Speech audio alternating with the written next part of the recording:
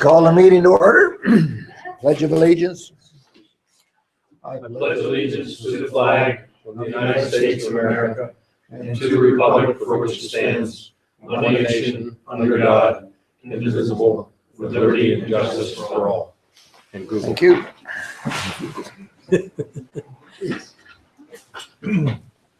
Roll call, please. President Carter, Present. Vice President Joseph, Present. Commissioner Scholar, Commissioner Jones, Present. Commissioner Santi, Present. Solicitor Stone, Manager Patterson here. Thank you. Welcome, everybody. A big crowd.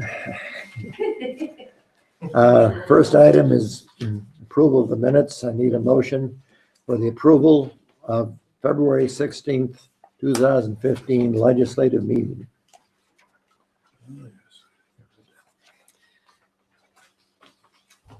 Everybody awake? No, I had one comment, I forget. Not I'll important. wait for you to do a comment. No, it wasn't important. Go ahead. I make the motion, we approve February 16th meeting minutes. Second. Any discussion? All in favor, say aye. Signify by saying aye. Aye. Thank you. Motion carried. Okay, the next is a I think presentation. we should wait for Harlan. Harlan, okay. Can we skip? Zach, would you mind if we skipped a little bit until the solicitor's here? Oh, sure. If he needs to be here, that's fine. Is that okay? We ready to do number 6? Yeah, I don't know what time he'll be here. Well, we won't wait too long. This concerns a recommendation of investment strategy with Pliget. Right, great. So we have that. Gwen, would you Gwen, you want to explain? do that, or do Sure, you want us to do it? Sure. Tony, George, and I met with a representative from Pliget to talk about the different accounts that we have currently with Pliget and how we can get better interest rates on them. And what you have here is a listing of the accounts that we currently have, the approximate balance in each account, and then the proposed plan on what to do with the accounts in order to earn a little bit better interest rates. So the state fund account, which is a liquid fuels account, we have $16,303. We will be getting more money in that account, but it will immediately be put right back into the general fund to cover the salt invoices we've already used. So there's no change proposed to that because we hardly ever have a balance in there. We use that money every year. Pliget general investment account, we have $109,116. And the suggestion is to take that from a regular savings account to, or regular checking account to open an I-Class account, which is an internet access account. Has a few more rules, but we don't make a lot of transactions out of any of these accounts each month. So if there are a few fewer transactions allowed, that's still definitely workable for us. Pliget Plus, which is also a general investment, Well, has, you get higher interest. and we get higher interest rate in the I-Class. Yeah, General investment Pliget Plus, we have approximately 800,000 in there.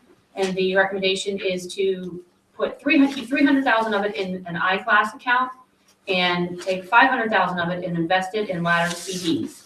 And we'll talk about that when we get to the bottom of the page. okay. The reserve account, 103,000, 100,000 to a CD, and 3,400 to remain liquid.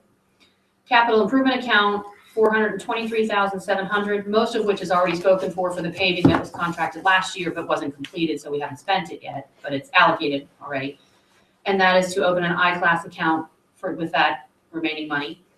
And the sewer bond account, which has $252,000 in it, and that is the holding account for the sewer bond payments that we receive from the authority. They collect it from the residents in the monthly bill. The money comes and sits in our account, and then we write 2 checks out of that per year to pay the debt service. We pay, close to 600,000 ballpark per year out of that account. And that already has an I-Class account affiliated with it, so we're just gonna take whatever we have and move it into that I-Class account. The plan for the CDs and the laddered investment, we have, if you'll see on your list there, it's $500,000 broken down into $100,000 increments. One of them at 180 days maturity at 0.33%.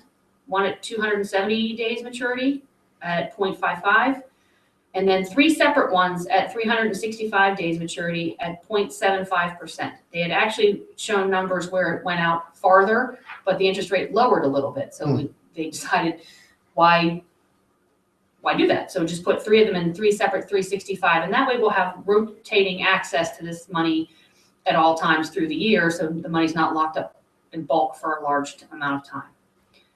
The current yields, this is of last week's printout, in the general Pliget investment accounts is 0.01 to 0.02%, and the current yields in the I-class Pliget is 0.05%. So without making any drastic changes to our account setup, we're just going to earn some better interest on the money that we do have. Well, the key on the letter, if you get your financials, you'll note that that 1 year CD or the 1 year bonds are paying us, what was that, 175? 0.75. What is it? 0.75? 0.75. All right, if you look at what the 52-week CDs are paying, bank is 0.18. So there's a significant difference. So it pays to get out of, as I say, quit putting it under the mattress and put it somewhere where we make some money. And all of those interest rates are net of Pliget fees. That's right. Correct. Well, the only fee is on that one. Mhm. It's a very low fee. So it's a significant, there's no big money here, but it's significantly better than we've been doing. Let's put it that way. What's the rationale for 3 separate 365-day maturity CDs? Yes, having rotated access to it, unless you wanted to put 300 in one, but the thought was that No. you could. Wasn't there a regulatory restriction? No, You can only invest so much in, That was a minimum. oh, you're okay. It was just the fact that you have 3, that you could potentially take one out if you need them, little flexibility. We couldn't go longer. We had originally proposed to go longer, but the rates were lower going longer. That made no sense at all. Yep, it's not, my confusion doesn't lie with the, I know what your confusion is, but I'm just saying that if you have 3, you can cash in one, keep the others in. prior to its maturity. Or you can cash it in whenever you want. We can also you stagger the start flexibility. dates a little bit to give you a Well, little more flexibility, Okay, that would even make, by month, that would make sense, right? you know. Right, Yeah, okay. Gives you a little flexibility back, that's all. and Matt, because this is a first time, we assume that we'll review this every year. And we'll hear more about this, but it appears that rates are going to go up maybe as soon as June. So we've maintained flexibility there too, that we can review the money that we can ladder, et cetera, every year. Yeah. Okay. Okay. Is that it? And is that the same rationale for having some that are 180 days and some that are 270 days, again, just to stagger the? Gives you quick access, but you've got it laddered. And then you take the one and you can bring it back, and that's what laddering is. So this will be approved in our meeting next week? Is this? I don't know. this So plan? we Do we can have certainly to, approve it is now. it an approval required? I think if it's Yeah, I a think- I large think scale we ought to. financial thing, I think the whole board should vote on it, and then I'll work on getting it all moved. Okay. Rod, even with your confidence in the committee, I feel more comfortable that it's a board vote. Okay. Very good. So we're going to defer it till Monday, Yeah, I'd be glad, sure, put it on the agenda for next week. using all that interest. Oh, boy. I heard something about negative interest today on the radio. But Well, that's what you're getting. that's what it's going to. That's what we want to move out of there. Time flies. Time is Almost money. as if on cue. On you, Time is money. waiting for you and you show up. Beautiful timing. Wasn't that bad? Thank you. All right, so we're going to hold on acting on this until Monday. Monday. Okay. That was on item 6 on the agenda. We reviewed the Pliget strategy. But Moving on. All right, so why don't we go back to the presentation? That's me? Yep. Okay, so I'm Zach Williard from PFM. I think you all got a copy of this over the weekend. It's a lot of pages. I'll try to talk quick, but feel free to hop in and ask questions, as we speak. That way it'll be more useful than just me, droning. So the first one is this bound PowerPoint. So this is just to tell you about PFM. again, I'm not gonna read through this whole thing, but I just need to tell you a little something because we have not worked with the township before. And, there is definitely a difference between us and I think, some of your team members, financing team members in the past. So if you flip to page 2, it's this page with the colored arrows at the bottom. I mean, kind of the main thing to take away from what PFM is we're not an underwriter. We don't have bonds. We don't have investors. We don't have money, okay? What we do is we have a fiduciary duty to the issuers across Pennsylvania and the country to work on your behalf to make sure that you're getting the best transaction possible. You might have a nice relationship with a local bank or an underwriter, and that's great. But at the end of the day, when they, are going to go price your bonds or your bank loan, they hand it off to their pricing desk, and their pricing desk has people who are buying these bonds or these notes who want high interest rates, and the issuer does not want high interest rates. Taxpayers don't want high interest rates. So, that's where we come in, and I'm going to show you a couple of charts here in a page or two. I mean, we're the biggest, and we do the most transactions in Pennsylvania and in the country. We're the most experienced. So the point of those charts is to show you that we know where the market is. We know where interest rates are. For a credit and a structure similar to what we'll be doing here, if you want to move forward with the refinancing, that's where our expertise comes in, and that's where our dollar savings as PFM comes in. We offer a lot of things, but the thing that you're probably most concerned with is how you're going to save extra money, and that's how we help achieve that for you.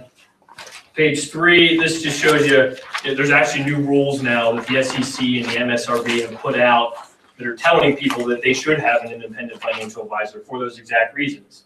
That the underwriters and the bankers, while you might love them and they're great and that's fine, and you need them to do these transactions, but they're not necessarily working in your interest. And now the underwriters, when you do a deal, you're actually going to have to sign all these disclosures that say, we're not working on your behalf, we're working for our investors. So again, it's just kind of reiterating, the importance of a financial advisor in kind of the new world today. Page 4 just talks about PFM. Again, we're a nationwide firm, but we're founded and based in Philadelphia and Harrisburg. So PA is our main kind of mothership practice.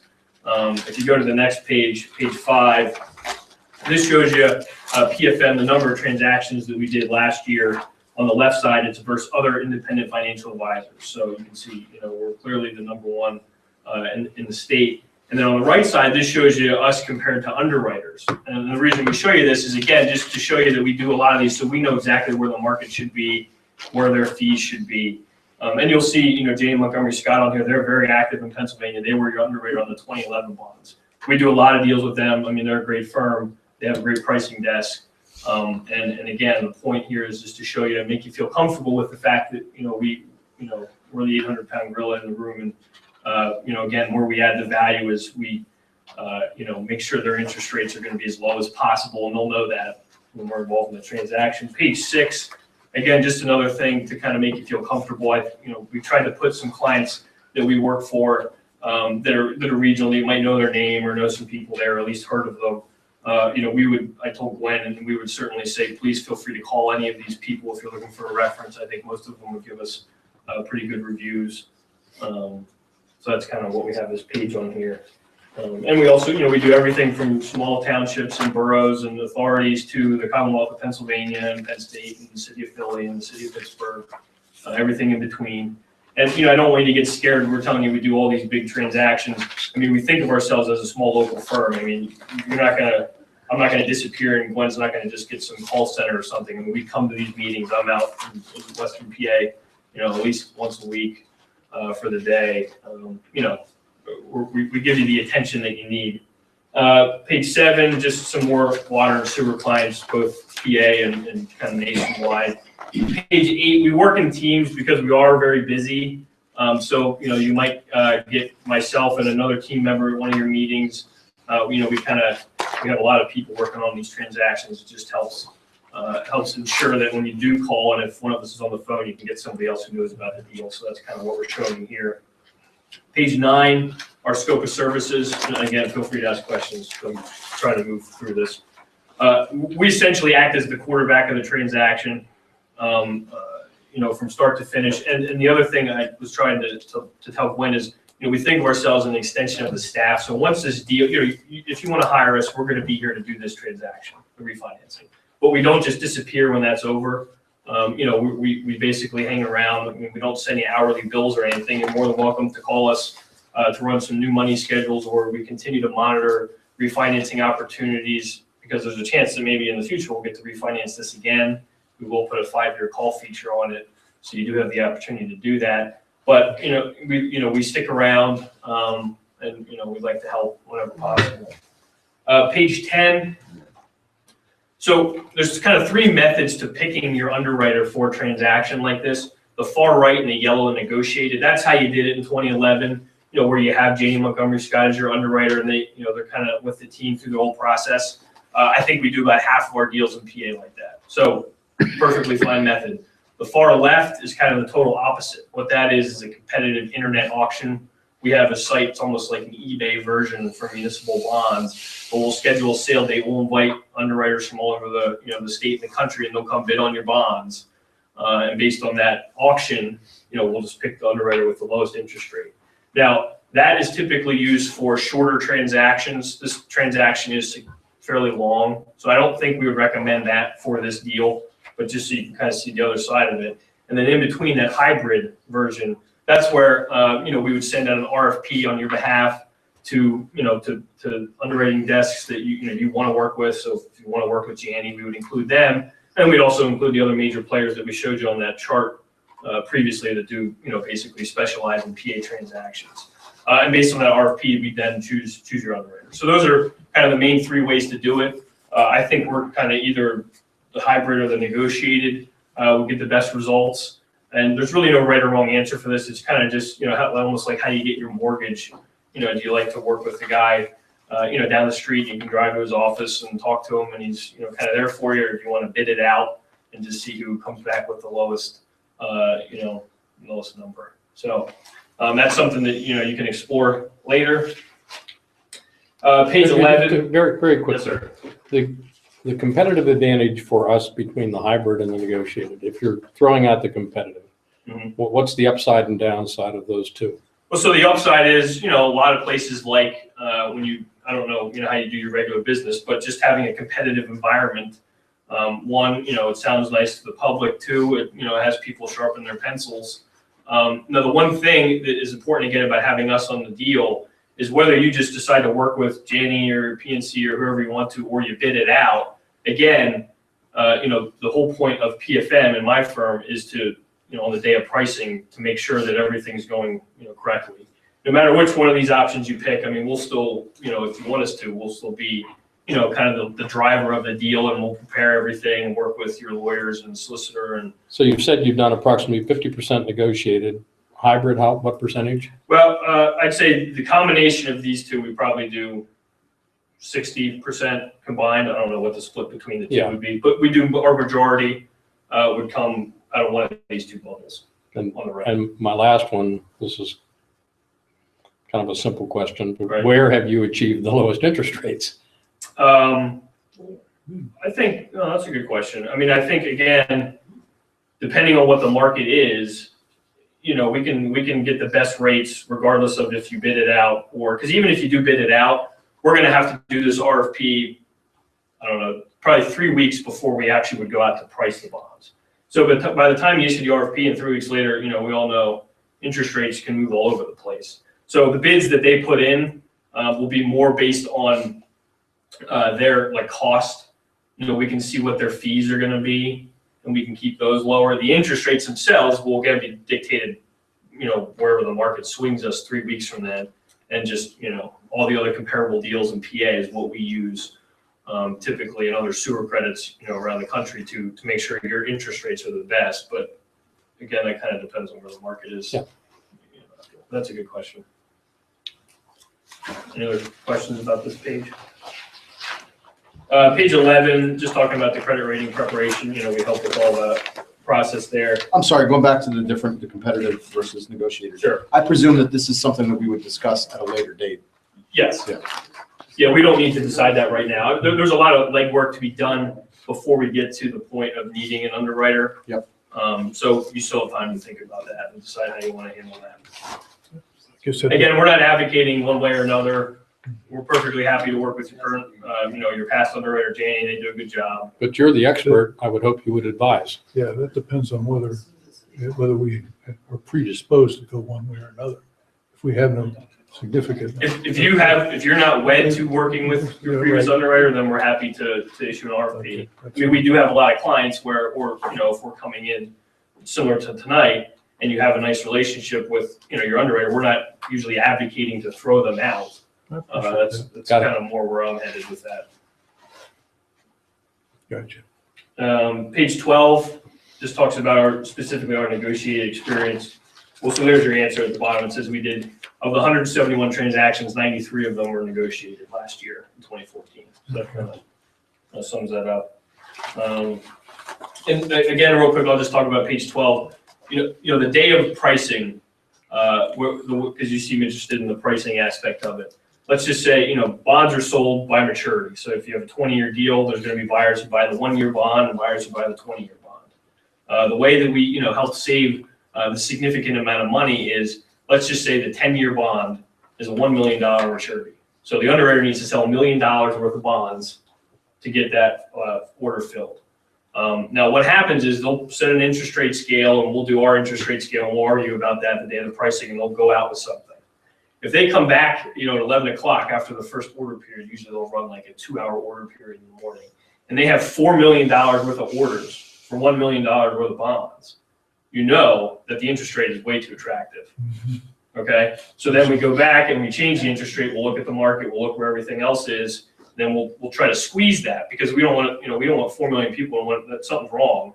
We want more of a balance of $1 million to $1 million, or maybe even a little less than that, because we're okay if the underwriter has to maybe underwrite some of the bonds themselves. So they'll sell 800,000. They'll underwrite 200,000 of them, which means they'll take them into inventory and then try to sell them the next day or something like that. That's where it gets very tricky. Whereas, unless Gwen knows exactly where all the BAA1 20-year deals are right now, if they come back and say, oh, we have a 3% rate for the 2020 maturity, it's great. I mean, you don't have any idea really if it is or not. So again, that's kind of where we. That transaction is fluid for what period of time? Are we talking hours, days? Well, we work up to it about a week before we'll start to talk about the interest rates, because you're getting closer. Yeah. The actual pricing takes place that day though. And it's a morning, you start in the And morning. the typical duration of the sale itself is 9 a.m. to somewhere between 1 and 3:30. so half a day, quick. 13, that just kind of opens the door to the next handout. So this is your 2011 bonds that we're going to talk about. We're talking about an advanced refunding, which means that you're going to refinance the bonds greater than 90 days within the call date. So the call date isn't until 2016, December. So we're actually pretty far out, but there's significant savings, and that's why we're trying to start this discussion. And I'll talk about that in more detail. And then the last couple pages, if you go to 16, it's just some other services that, when you start to work with PFM, we're happy to help you with. I think I just heard you talking about Pliget, so that's one of them. Post-issuance compliance, I don't know how all that was handled with the latest kind of SEC stuff, but there's a lot of emphasis now put on post-issuance compliance, which is very torturous for Gwen in the business office, to make sure that you're keeping all the parties happy. That's something that we're trying to help our clients with, because that has been, interesting and evolving and fluid. So just, you can read those at your own leisure, but just some other things. So now to transition into the thing that you probably want to hear about, which is the blue handout. One other quick question. Yes. I'm trying to get a handle on this. The relationship between Pliget and PFM is, But we're the financial advisor to Pliget. so they're the parent. I mean, is that, No, I mean, PFM is the parent company, the PFM group. And inside that, we have some asset management, which would be the Pliget side. okay, And then we have the financial advisory side, which is, my department. so you're the parent. Correct. One of your slides here, I think we're going to get it, but I just want to make sure it says, because the call date is December 1st, 2016, negative arbitrage will adversely impact the financing. But we're going to talk about that now. Gotcha. Yeah. And I heard you talking about short-term investment rates, and that's all part of that equation. So the blue handout, page 1, This is the 10-year MMD. MMD is like the tax exempt version of the treasury market. So it's what we care about. So this is the 10-year rate specifically. And if you look at the bottom right-hand corner, it's, the history for the past 10 or so years, you can see, why this opportunity is being created. Interest rates are unbelievably low. So while this is not going to be a perfectly efficient transaction because we're still a ways away from the call date, because of the pure level of interest rates right now, there's a lot of savings. And we're going to talk about how you evaluate whether or not you move forward with something like this, because there is some thought. This is not just a pull the trigger type transaction. We do need to kind of wait and see as you prepare for it. Page 2 is the main summary page. You know what? I'm actually going to skip to page 5 first. So page 5 it's your 2011 bonds right now. So if you do nothing, these are your fixed interest rates. These are your fixed payments, out until final maturity 2041. So in column 2, you can see your principal amounts every year. In column 3, you see your old interest rates, ranging from a 2.75 down to a 5.75. So those are the 2011 rates. We can do better than that now. So we're basically going to take those old higher rates, kind of like if you're going to refi your mortgage, and replace them with today's new low interest rates. We're not going to extend the term or anything like that. We're just going to do what we call high to lower funding, old higher rates, new lower ones. So if you flip to page 7, in column 3, you can see, some estimated new rates ranging from 1.39 to 4.14. So you can see it's significantly lower. And that's what's going to create the savings. If you look in the far right-hand column, we're showing you a sample of the savings. We can do the savings a lot of different ways, and that's something you can figure out later. Per year. But in this scenario, what we did was in your 15 budget, we took about $220,000 of it. So you get, some upfront money to help do some things. And then we took the rest of the savings about equally over the life. Now, again, there's multiple versions of how you do this. Another But quick just- one. this We is- do have excess from the original bond issue in a significant amount. 4? Right, about 400,000. Before. Yeah. Is that enough? Oh, well, absolutely. I mean, we have a lot of clients, and any amount of cash that you contribute essentially means you'll need to issue that many less bonds to refinance this. So while it's your money going into the deal, we don't really like to classify it as savings, because it's your money, but it will help reduce the amount of borrowed money. I asked that question because you said you went through our budget, you took a couple $100,000 out. Is that what you said? Well, so No, if you look in it's column 8, It's just how he's financing. the yeah, bonds. so the savings comes in the form of budgetary savings. Bonds. I misunderstood. I Yeah. thought you were taking money out of our operating budget No, to no, use no, as no, a no. down payment. So our $400,000 potential That's not down included payment. in this. He's not touched that yet, We can use that, but that's not part of this. Good. not part of this equation. So, Does this take into account that our rating as a township has been improved since? very good point. So you guys were upgraded 2013, I believe, Mhm. to BAA1. So that is definitely going to be helpful for this. Is there any chance that there'd be any further change in the? But usually the way those cycles work is it's 2 years. So we would be coming up, I don't remember when in 13 it was.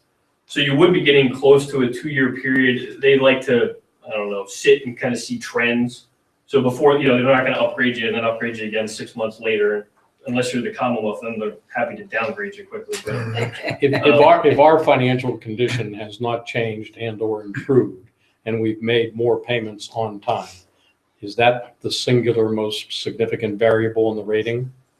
if Good- that's the good pay. situation, I would say that the rating would not change, Not changed. Okay. which is fine. That's what Because, it does. we can sell bonds with this rating, absolutely. If, one of the main things they like to look at is your fund balance. So if you've, improved your fund balance over the last 2 years, that's something that would get them very excited. Okay. They like to know you have rainy day money.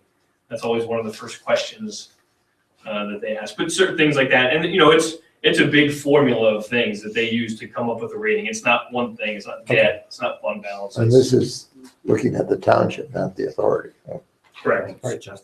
So is there any limitation on what we can do with this money, this savings? Over here? Yeah. Not really. The only limitation is that because, just assuming we issue the bonds similar to in 2011, a township with guaranteed revenue, we do have some rules that the state wants to see, so the state will not let you, let's say, do no savings and then in 2031 take $1 million of savings. What that does is it kind of creates a blip. So they're worried that the 2031, township might lower taxes because their budgeted debt service was $1 million less. And then the next year, there's no tax revenue to pay for the debt that was supposed to be there. Does that make sense? So there's some limitations, but I mean, we can take all the money up front if you wanted to take a whole, all No, the no, money. I'm sorry, perhaps I asked my question inartfully. Given the way you've allotted this money in column 8, is there any limitation on what we can do with that $219,000? Oh, as far as how you spend it? Yeah. Right. No, it would just flow through as budgetary savings. You're just a payment. That's your debt service. So we could lower our sewer rates and Yeah. or build reserves. Yep. And or build reserves. Yeah. Sure, if you could put it into like a CapEx fund, This is your debt service. Right. for the You can build that up. system, you can lower rates, certainly. I'm not gonna advise you on what to do with it, but Pay for a pipeline. For what? Tony wants all the money. This is debt if you take it service. all up front, you could use it for some new, project that you have. Good, thanks. This is debt service. Right. And I'll point out, and I'll say this again, that number at the bottom right-hand corner, that's the net number. We always show you the net number. That's it. So that's after everything. After And all that's the without fees. the 400,000 down That's payment, without the 400,000, which would improve that which would bottom line. improve that. Quit spending Okay. money. Now, we're gonna go back to that summary page. If everybody's kind of understands what we're doing, just wanted to make that clear. So, okay, what you're doing is you're reallocating the interest rates and restructuring it all. And, okay, I understand that all. And it's all standing on its own. And again, there's no extension of debt. This is Pure pure extension, true right. interest savings. I got it. Mhm. That's important. That is. Okay, so back to page Just a 2. question, are there any restrictions on our ability to refund, whatever, yeah, refund, I guess, do this funding, prior to, All day. the call date, right?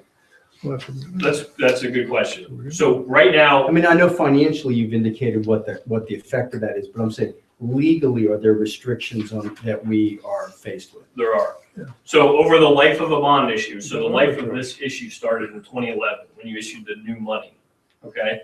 You can advance refund a bond issue over its life one time. So we would be using that this time. If we do this deal now or sometime and it's an advance refunding, we're gonna issue a 5-year call again. So if that means 5 years from whenever you do it, you're gonna legally be able to refinance it again.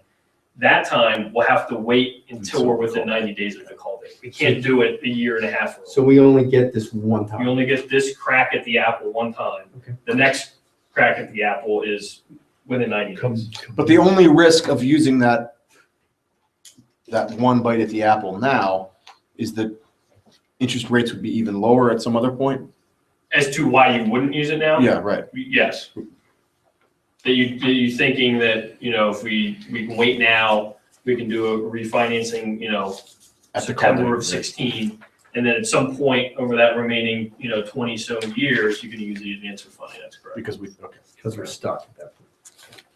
And so back to this summary page, 'cause that's listed at the bottom. We use the advance refunding. That's a disadvantage of doing it now. So we'll roll through this page. It's a lot of stuff, but I think we kind of talked about a bunch of it already. So option 1, the blue, that's doing this deal now. And when I say now, we assume June of 15.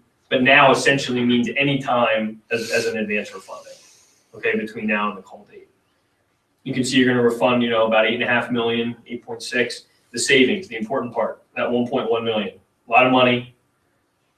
2 things that we like to use as benchmarks in Pennsylvania and across the country when we talk about transactions like this, because we have a lot of clients that are in this exact situation now where it's, do you do it now or do you wait until the call date?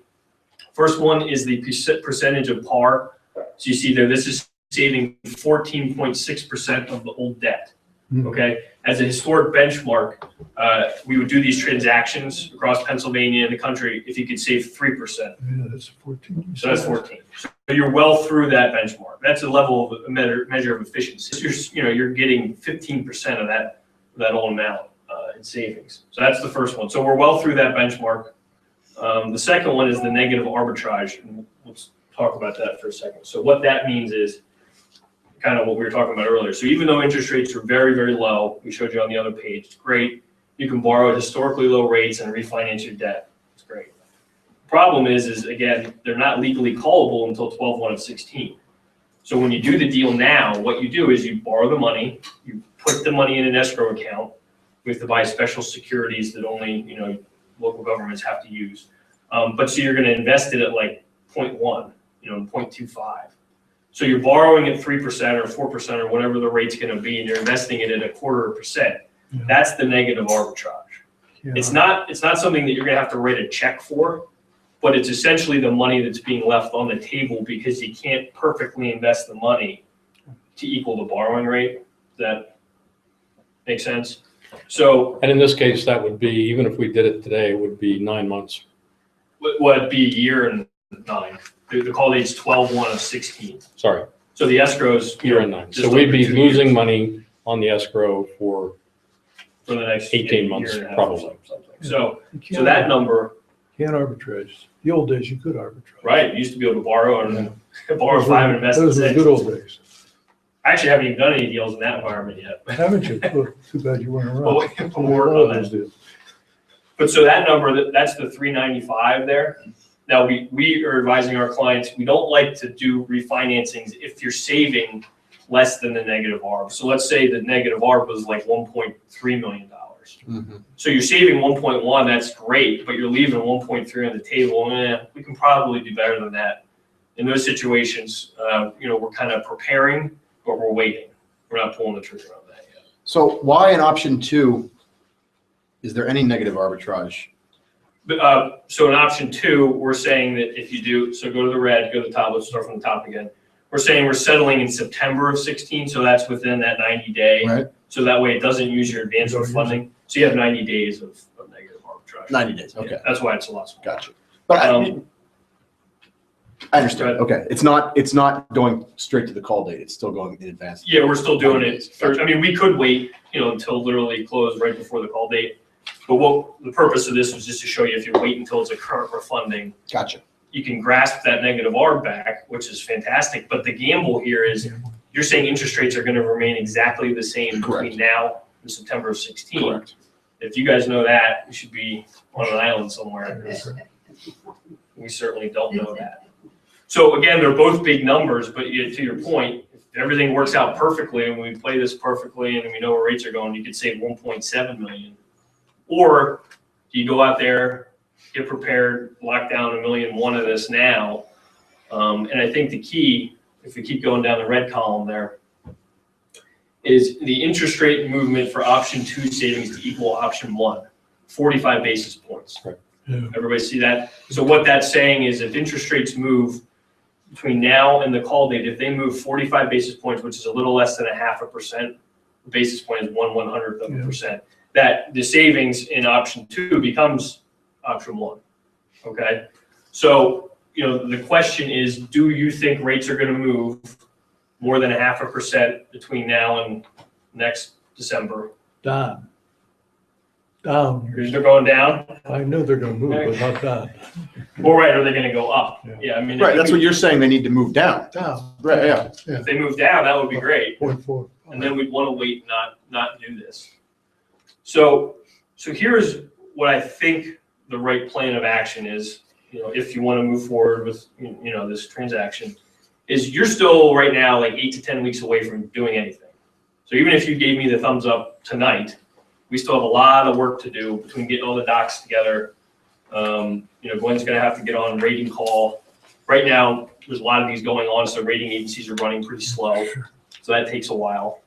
So you can kind of do all that legwork, okay? And we get to a point where we're about 2 to 3 weeks away from entering the market. What we do is we get to a point where you've incurred no costs. You can kind of work through a lot of this stuff without incurring any costs. And then what we do is we come back, we look at interest rates, 6, 8 weeks from now, and if it's still something that has everyone salivating, then we're close and we can kind of strike. if we get 6 or 8 weeks from now and interest rates just keep going like this, maybe the savings number gets down to 500,000 and there's $1.5 million of negative arb, that's fine. But now we have all the legwork done. And now we're within striking distance of, maybe we end up doing this transaction in September or January of next year, or Save the art. From preliminary to strike is how long? well, don't quote me, but it's somewhere between 8 and 10 weeks. Wow. Maybe 6 or 7 if we really turn it on. And I don't know when your next meeting is. Depends on how fast you can approve everything and getting underwriter. There's just a lot of factors, but somewhere in that window. So even if we started today, it's 8 to 10 plus 8 to 10. No, No, 8 to no, 10 total. 8 to 10 total. Okay. Correct. Yeah, sorry if I missaid that. No, Yeah, 8 to 10. And so where do you get paid in all this? How do you get paid? So we get paid a flat fee, only at closing if we close a successful transaction. So, there's plenty of deals like this where, we'll do a lot of work and then the deal doesn't happen. And then, we kind of sit and wait. It gives us incentive to certainly monitor this as closely as possible, and to meet your goals. I mean, what we would ask you to do when if you do want to move forward is to set a target. Okay, so what's actually a floor. So what that does is that means we don't have to call Gwen and come to every meeting and say, do you guys still want to do this? Do you want to still do this? You'll say, Zach, we want to save $1 million or 750,000 or 6%. And then that lets us keep preparing all the documents and the credit rating and doing all those things without calling here every day. And then, like I said, once we kind of get to that point of no return, we'll look at the market and we'll say, oh, look, we're still at the target of 750,000. Let's go back, let's talk to Glenn, let's see if they still want to pull the trigger, and if they do, then we'll execute the deal. Matt, I asked a question earlier. The obvious is PFM saving us more than they're costing us? The obvious answer from PFM would be, of course. Right. Yeah. But there's no out-of-pocket until you close. Correct. Yeah, I gotta say, And- Well, that's not, let me rephrase that. For PFM, there is no cost. If, let's say you advertise to do an ordinance, there's advertising costs. I mean, they're minimal. The credit rating is the fee that we don't want to get until we're ready. That's where we're going to work until that credit rating fee. Because that's like $13,000. So we don't want to incur that if we think that the deal is going to be delayed. Because the thing with them is they also have put a timer on it. So once you get it, it's a- you have about 6 months. And if you don't issue, let's say rates move away from us for a year. If you don't issue it, you're going to have to pay them. And then we're going to have to go get another credit rating when we're ready to do the deal again. So without holding you to this, the pre-closing outlay of cash for us would be in the range of, We're going to try to keep it to 0. That's our goal. what about bond Yeah. counsel and They typically will only charge, I would say 95% of the ones we work with will work the same way we do. So They don't get it till they'll you- help get the deal teed up. Once the deal's up, Right. they come in and get their money when you sell them on. okay. And And the underwriter, they're not going to get paid unless Right. they the do. differential between the approximate par amount on option 1 and 2 is 525,000. Why is that? Let's go to page 6. Go to page 6, that's a good Yep. question. So this is a picture of the escrow that we would structure in order to refinance this. When you pay back, when you refinance debt, you're paying back with the principal amount, of the debt. But the investors will guaranteed Correct. to receive their interest payments until that call date. So if you go to page 3, column 3, you can see the interest payments that we have to fund in order to, make the investors whole. 16. Yeah. So that's part of the part. You have to borrow essentially to pay for that. On those that we are early funding. Yep. Yeah, just on those payments, not Yeah, past that. okay, that's your arbitrage. Okay, if you can do a deal on page 7, do it. Now, are we financing the closing costs? I don't know if I'm using, Yes. in essence. The state law allows you to build the costs into the loan as a courtesy, so you don't have to pay those out of your general fund. Right. So, if you put cash in a way, you'd almost be paying for those with that cash that you're talking about. But 99% of the deals that happen, you put those costs into the transaction. Gwen, could you give him the exact amount in our current bond 400,000. funds, click it into the computer, show me the new savings. Okay. It's roughly 400,000, but What we'll do is we'll put kind of a box at the bottom of that savings page that shows you the dollar savings interest wise, and then we're gonna net out the cash. Yeah. So you'll see the true interest savings go up a little bit because you're financing 400,000 less in bonds. That makes sense? do does the authority have a need to spend some of that for? We always do, but no. Would you recommend putting the whole amount in as a down payment? I want to see the arbitrage. That's not something we I would would need to do. know right away either. I gotta see what that's gonna cost. You'll have time to think about No, that. I understand. But I was thinking, he could run it at 200 in, 400 in. All right, we'll See, based on what I've seen, looking at this curve here, I'm not sure we put anything in.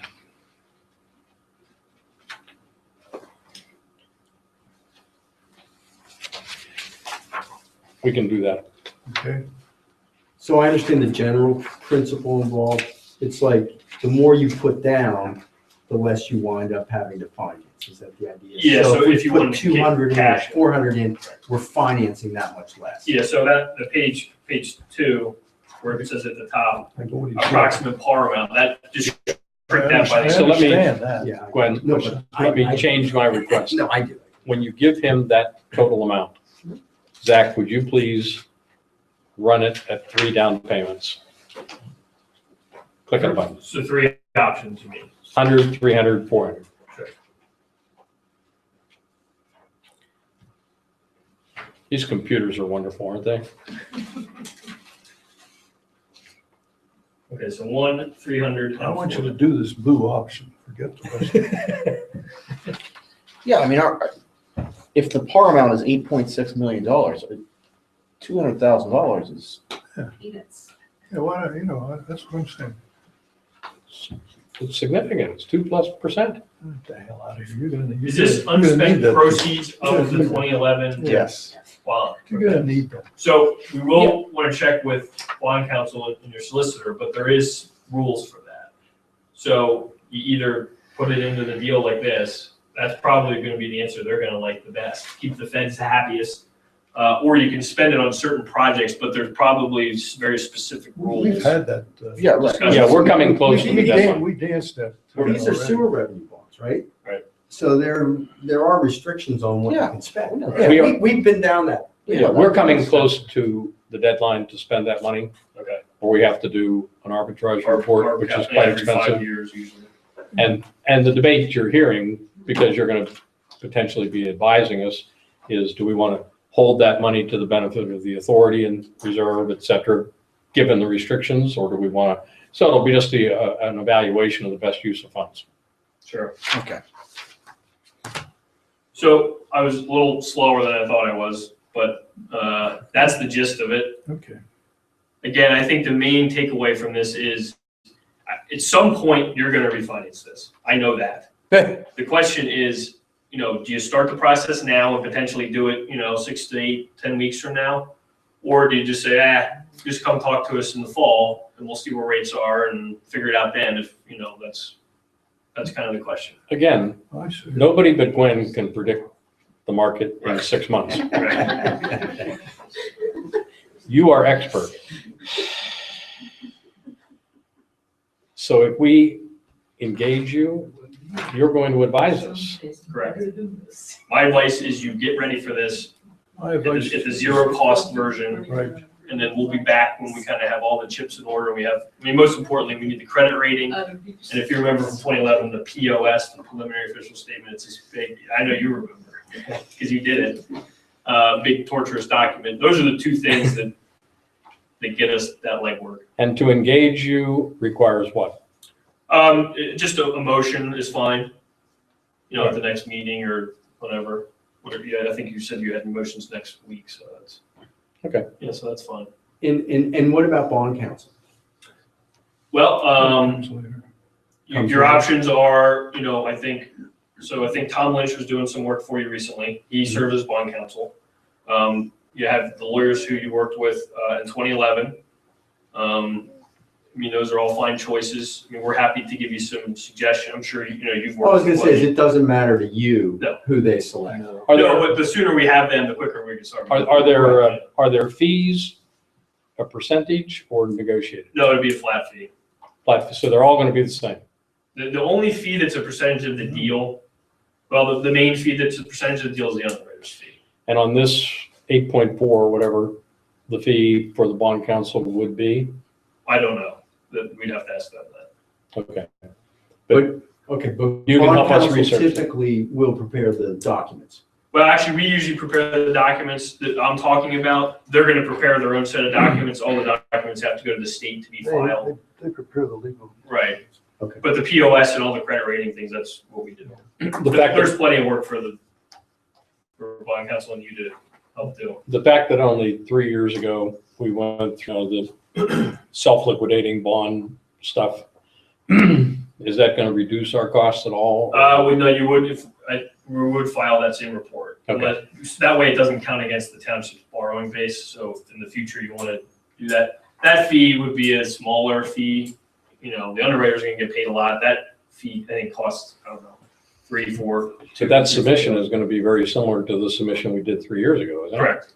So it should be less money. Well, we'll see what the engineers think about that. I got it. Anything else I can answer?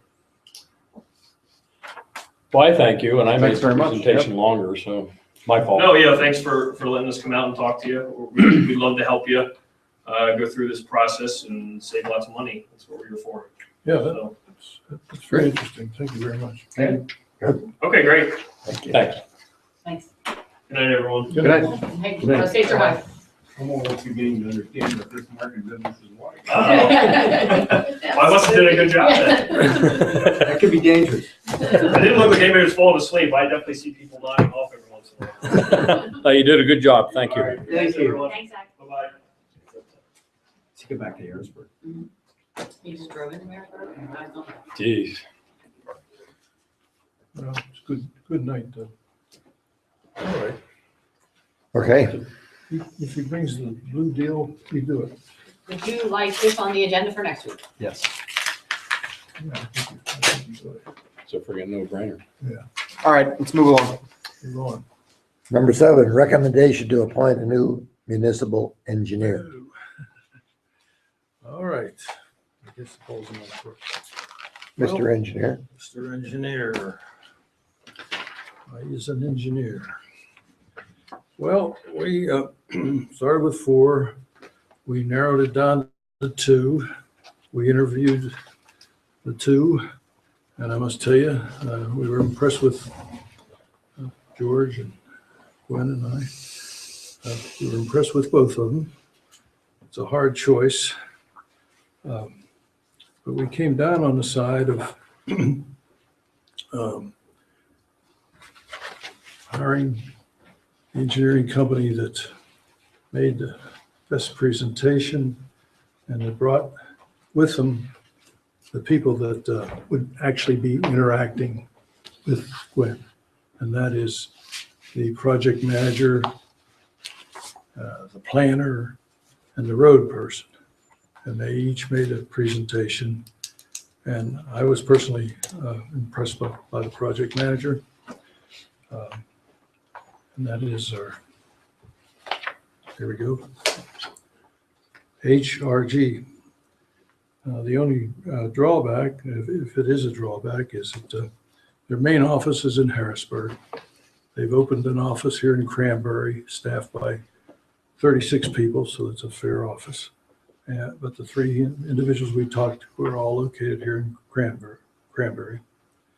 And as I say, we talked to the project manager, the chief planner, and the traffic man. We talked to Gateway.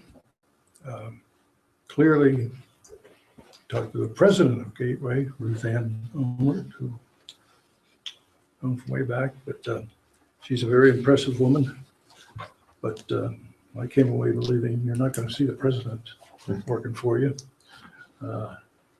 And the person they proposed to have as a project manager, I was not overly impressed with. I'd say he was a good project engineer, but I don't think he was a project manager. So therefore, we recommend that we hire HRG.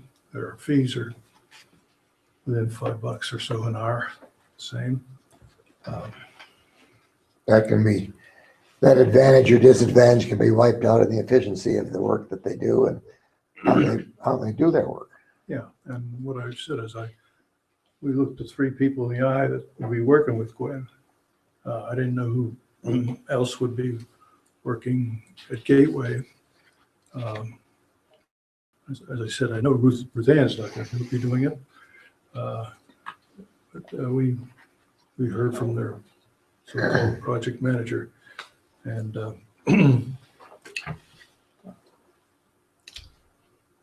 so our recommendation is HRG. Okay, And we can do that next week. I think we can do that next week. Okay, any I questions? wanted to add 2 sentences. I was here at the interviews. I was daggone near 50-50 as well. I got the same sense that Tony did, that the HRD people are going to make Gwen's life more comfortable. It seemed like a better fit. They deal with a lot of very small communities, and I thought they were down to earth, sort of nice guys, right, Gwen? And you had talked to the project manager prior, and you felt comfortable. And I then said, my vote's the last vote because it's really Tony and Gwen and Tom. They're going to be working with them the most. But I agree with the recommendation. And I also felt comfortable with both groups. You know, I didn't think we had a bad choice. You know, it was, either one would be a good choice. Good, we'll do it next week. Okay. So that's where we are there. So I cannot, yeah, I was comfortable with, as Gwen said, with both of them, but Well, thank you both for So okay. I'd say job well done. I'm impressed with the selection process. I think you Thank did a all great 3. job. You know, Gwen does all the work, Mhm. or maybe that's why she gets paid those big bucks. Okay, number 8, discussion of appointment to Aleppo Township Authority Board. Yeah. Well, Executive. that's me again, but let me say that that position has been open since December. We've tried to get somebody other than from Masonic. And I've asked others, the people from the township or from the manor, if they had any individuals that they would recommend. And we received none. Mhm. So, How did you go about trying to scrape somebody up? well, first of all, you must recognize I have almost zero network here in this township. I never lived here. I came from Edgeworth and I live in Masonic Village. I asked our superintendent, who I admire and think the world of, and I asked who he'd recommend, and he said I should be it. I said, no. You didn't want to hear Yeah, I that. didn't want to hear that. And I asked if his brother was available or anybody else was available, and he said he didn't know of anybody. Yeah, I would think Bill would know somebody. I mean, if there was somebody there, I think he would know. He would know, that's what I thought. And I must tell you, I don't have that network. So I don't know anybody. And then I asked the manor, and nobody came forth.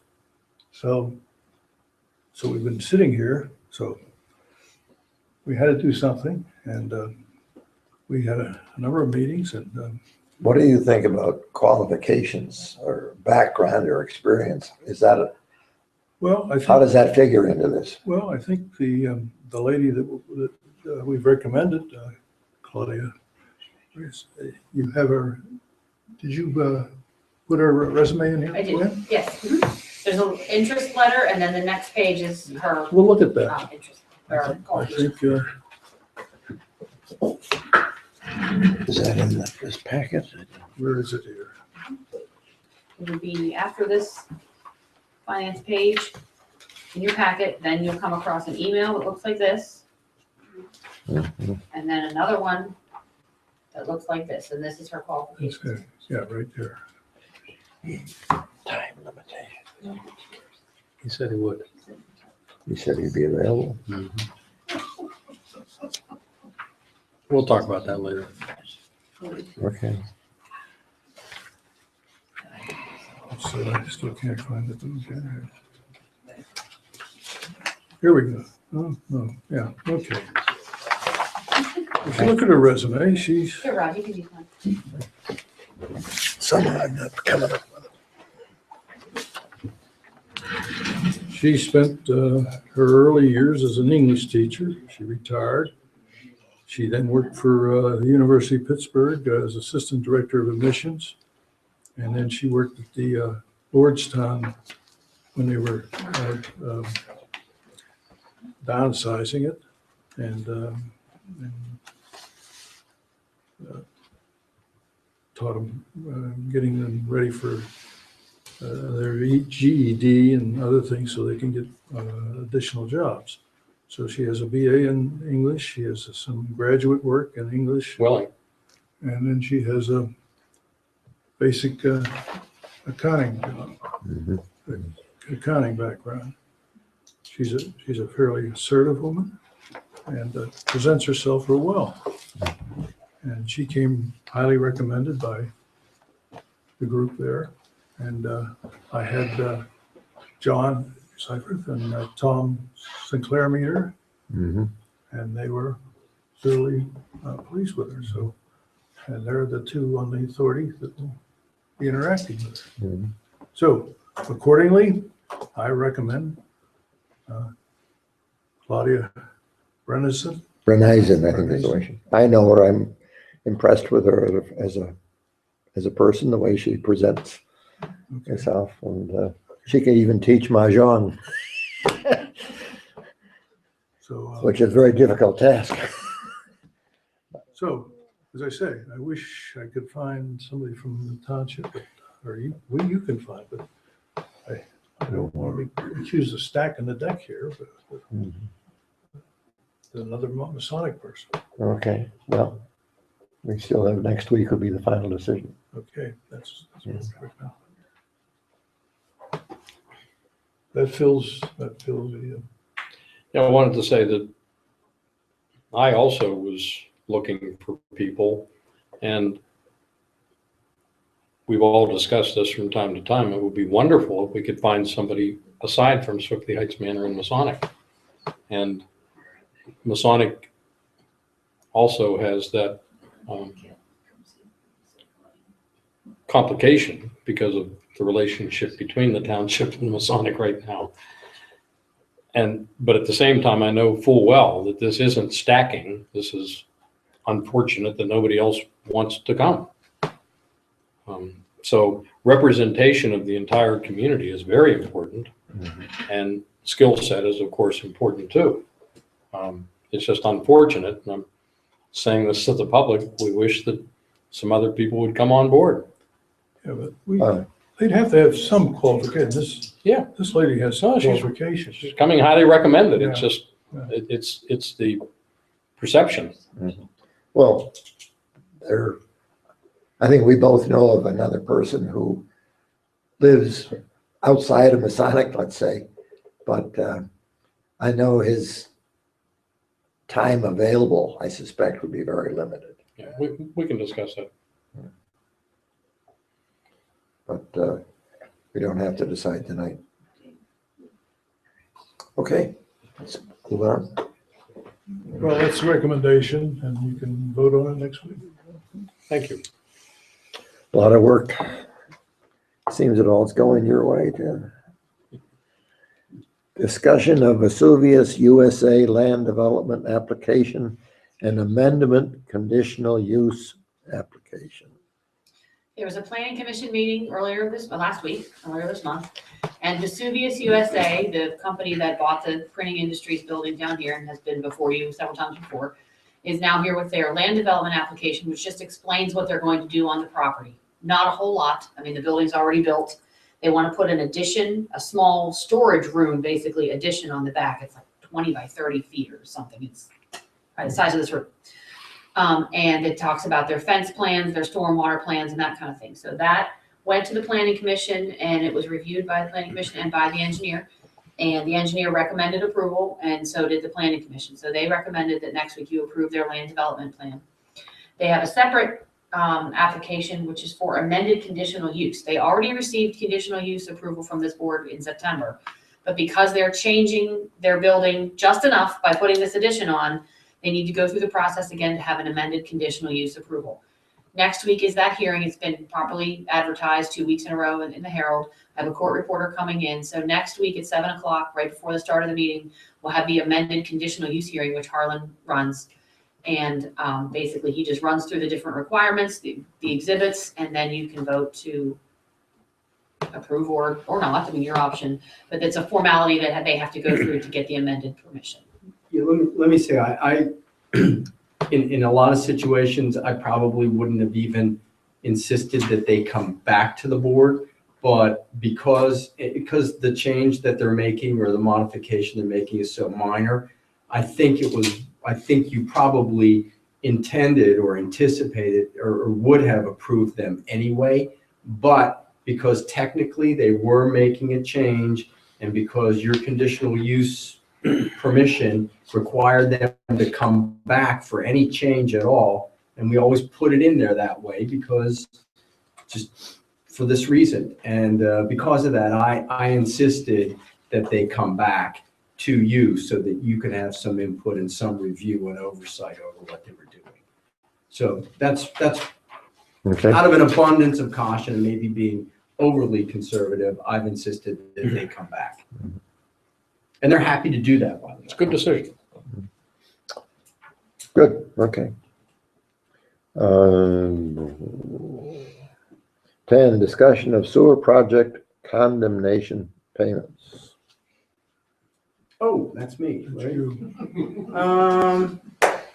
Well, I said last time, we're gonna get the ball rolling on these, on finishing these condemnations. So you know, the project was laying the sewer lines. Gwen, as you know, historically did a terrific job getting most residents to sign easement agreements, which did not require us to condemn their property for the sewer lines. But there were a number, about 20, who were not willing to sign easement agreements. And for those people, we did have to file condemnations. Those condemnations were originally filed in 2011. For a number of reasons,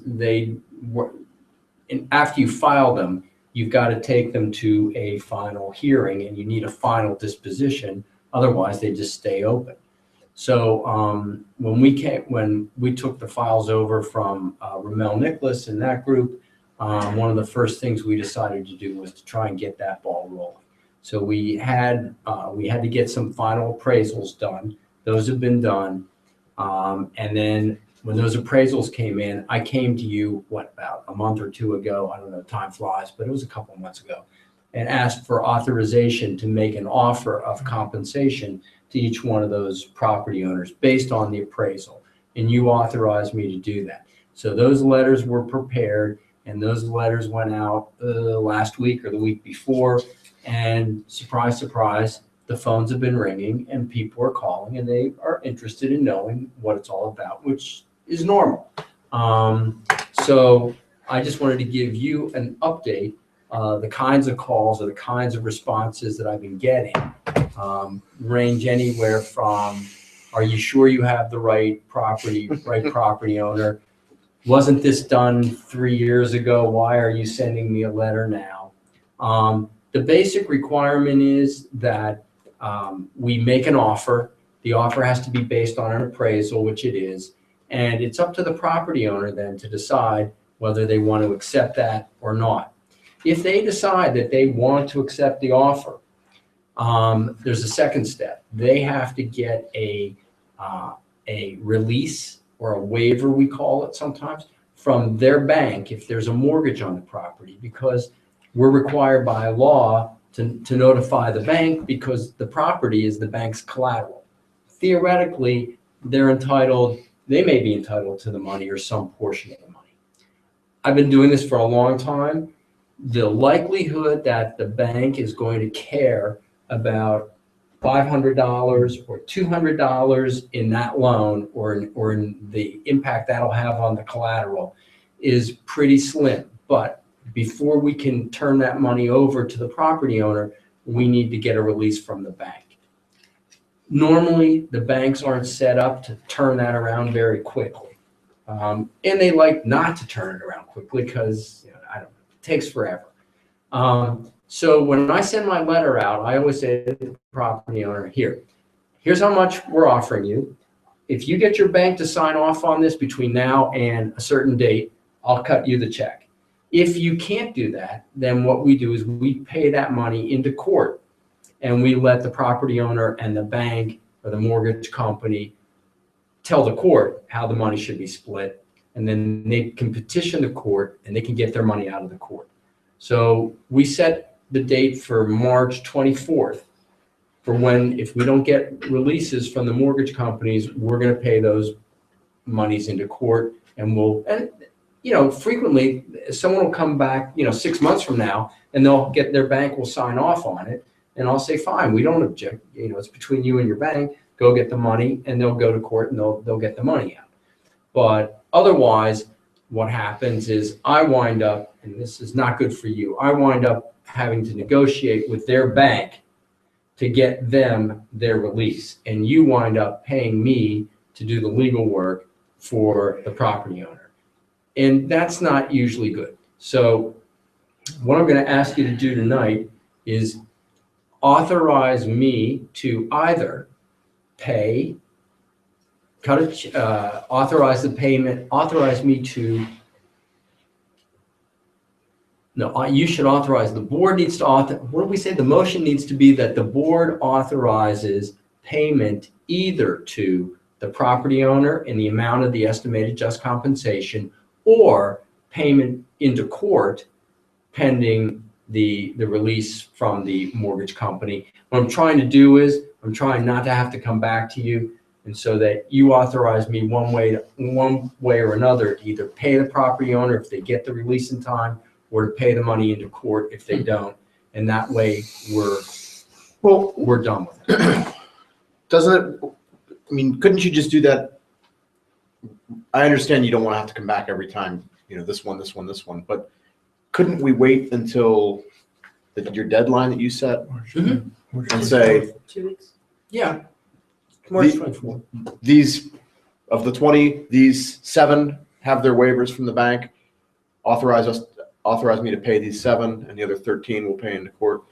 The only problem with that, and I have no problem with that, and the only issue there is we have to notice when we're going to present to court. So the date we got for motions was March 24th. So if I guess I could go and get the order signed authorizing us to pay it into court and then come back to you for the actual checks. Yeah, we're fine with that. That'll work. How many are there? What's the total There's amount of the offers? 19 or 20 total. Yeah, there's not a total on your form, but it's about 26,000. And that's coming out of our bond proceeds? It can. But I remember No, It can. so 20 to 30,000, 26,000, more like 26,000. not to exceed. And are there any that you anticipate appealing or whatever you can do? Yeah, here's what happened. And again, I just got done finishing the ones in Osborne, so I know how this goes. There are going to be a certain number of people who are going to say, even for $200, and some of these are $200-$300, some are I think $500. some are $100. Some are $100. There are people who are going to say to you, you know what? I don't want to do it for $100, but for $200, I'll do it. Okay? Or that's just not that unusual. So, yeah, I could be a tough guy and say, you know what? All I got is you go get an appraisal and go hire a It's your lawyer. hourly rate. Right. We can't afford to have you negotiate $900. Thank you. Kidding. So. What's the largest amount? Pump station. Oh, the pump station's big. 12,700 and 4,000 for the 2 parcels. of the Do you pump station. anticipate that being debated? I don't Never dealt with anticipate, the only ones I would anticipate a real challenge on would be a situation where the line transects the property or cuts across the property in a way that might impede future development. That's the only time you're really gonna get a serious challenge. Which pump station is that? This one, Deer Run. And who's the owner on that? Sun Life Assurance Company of Canada. Right. But the amount is based upon the appraisal. Yeah, They're what, an investment company? Yeah, I'm they, sure. Well, they own the they own the industrial park. industrial park. Mm. They own the whole park. There might be an issue there. Because I'm sure they're pretty adept at this. Well, yeah, and here's the other place where you might get, and again, it's like, where you have an above ground structure, again, that impedes or obstructs future development, that becomes much more serious than if you've got a sewer line that runs down the front of somebody's property along the road. I mean, so obviously that's the difference between 100 and 12,000. I mean, But that's not the question. I mean, the question he's asking us is not dealing with objections to the estimated just compensation. He's just saying he wants authority to keep the ball moving. Can we do that now? it's now or next week, because you need it by next week, correct? I mean, and it really doesn't matter to me, and Matt made a good point, which is, we can wait till the 24th. If I don't have the releases, I'm gonna file the motions, I'm gonna get a court order to pay in anyway. And then you can cut the checks depending on how that comes out. Well, why don't you write the language of the motion that you want, and let's vote on it next week. Get it written out. Fine. That would be fine. I was not gonna make that motion. Because you couldn't phrase it. Oh. I tried. I haven't thought about it. If you stumble, I'm not gonna tackle it. I thought about the whole car Okay, ride down. good. Okay, that sounds like a good plan. But thank you, that's my. Unfinished business. When is the next authority board opening? Open. When's the next vacancy? We have an existing vacancy now. And somebody's term is up at, Should be every year. At the end of this year. Yeah, I'll check it, I tell you. Tom Sinclair's up at the end of this year. Beeman's up at the end of the following year. I'd like to switch those. Yeah. Okay, Okay, so end of this year, Tom. Theoretically, every year, one seat Okay, comes up. thanks. It's staggered. It's like a laddered CD. ladder seat. jeez. You had to mention. It's a bad ladder, but it's a bad lead. It's just the interest rate's pretty high on some of them. All right, Unfinished business. Uh, You have, When, on this monthly building permit, are you ready to issue that letter? I am, I just found out today that the payment was received from the one person who tapped in. So I just updated the letter today, so it'll be going out Okay. tomorrow, or the next day. So that takes care of all Mr. Marty's. All of our weekly correspondence Okay. so far. Thank you. That's all I had. okay, I have one. I did, I saw this is a letter from Tom Baker. Was this distributed or you got a I copy? got a copy, yes. For every other people's information, this is a letter from Tom Baker, our county councilman representative. He represents our district. And he, in a sense, is endorsing our request for $250,000. So he sent a letter on to Mr. Pat Early, manager, Allegheny County Economic Development Department. Is that the organization that would, Yeah, that's Grant the money. appropriate, yeah. Oh. His assistant told me, I talked to his assistant. Mhm. This is the CITF, right? Yeah. Great. good work, Rod. Yeah, and Very nice. and we're gonna meet with Senator Smith, who we understand is the key guy. So we're gonna do that too. And Senator Smith did write an encouraging letter so far as the police being able to use radar. Did he do that too? We did that too. If you need any help with that, let me know. Oh, we're in good shape. Okay, good. Anything else? New business? New business, Gwen, even though it's well in advance, the deadline for getting on the ballot for the primaries is March 10th. Okay, And are you aware of candidates?